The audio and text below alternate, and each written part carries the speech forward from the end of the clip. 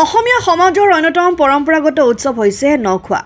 আঘোণৰ পথাৰৰ পৰা ধান চপাই মাঘত নিজৰ পৰিয়াল ইষ্ট কুটুম্বৰ সৈতে আনন্দৰে নখোৱাৰ যি পৰম্পৰা আছে, চহা গ্ৰাম্য সমাজত সেই পৰম্পৰা অটুট ৰাখি টিয়কৰ গোৱালগাঁও ৰাইজে ঐতিহাসিক গোৱালবাৰীত পূৰ্বৰ দৰে এইবাৰো নখোৱা উৎসৱ আয়োজন কৰিছে। ঘৰে ঘৰে ন চাউল শাক পাচলি গোটাই এইদৰে পথাৰত গোট খাই আবাল বৃদ্ধ বনিতাৰ পৰা কণ কণ শিশুসকলে একেলগে তৃপ্তিৰে এসাঁজ হাঁহে মাহে মাছে খাই পৰম্পৰা ধৰি ৰাখিছে। উল্লেখযোগ্য যে দৈনন্দিন ব্যস্ততা তথা আধুনিকতাৰ ধামখুমীয়াত ক্ৰমাৎ সমাজৰ পৰা বহু চহা পৰম্পৰা হেৰাই যোৱাৰ উপক্ৰম ঘটিছে।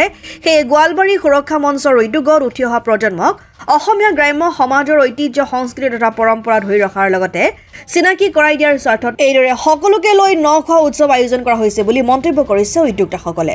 গোৱালবাৰী পথাৰত গোৱালবাৰী সুৰক্ষা মঞ্চৰ উদ্যোগত তৃতীয় বাৰ্ষিক ন লগোৱা উৎসৱৰ আয়োজন কৰা হৈছিল।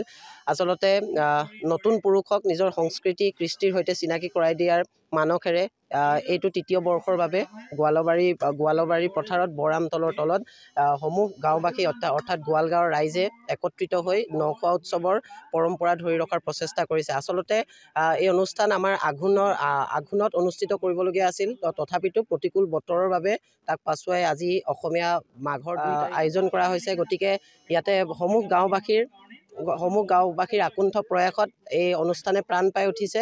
গতিকে আমি আশাবাদী আহি থকা প্ৰজন্মবোৰে এই প্ৰজন্মই দেখাই থৈ যোৱা বাটৰ পথিক হৈ আগবাঢ়ি যাব আৰু আমি আশাবাদী এই সংস্কৃতি এনেকৈ ধৰি ৰাখি আগবাঢ়ি যাব। ধন্যবাদ। অসম আদিত্য টিয়ক।